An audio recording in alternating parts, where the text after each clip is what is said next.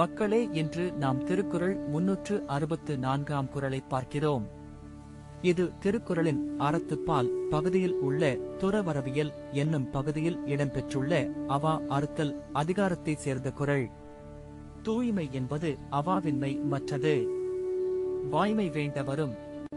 இந்த குறள் சொல்ல வருவது என்னவென்றால், உண்மையான தூய்மை என்பது உடலின் தூய்மை மட்டும் அல்ல, மனதில் ஆசை இல்லாத நிலையே உண்மையான தூய்மையாகும்.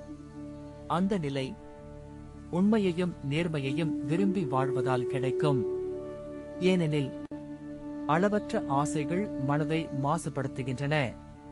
அவை பொய், ஏமாற்றம் மற்றும் தவறான செயல்களுக்கு வழிவகுக்கின்றன. சிலர் வெளிப்புற சுத்தத்திற்கு அதிக முக்கியத்துவம் கொடுப்பார்கள்.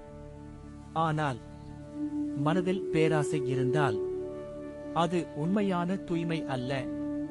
திருவள்ளுவர் இந்த குறளில் மன தூய்மையின் முக்கியத்துவத்தை எடுத்துக் கூறுகிறார்.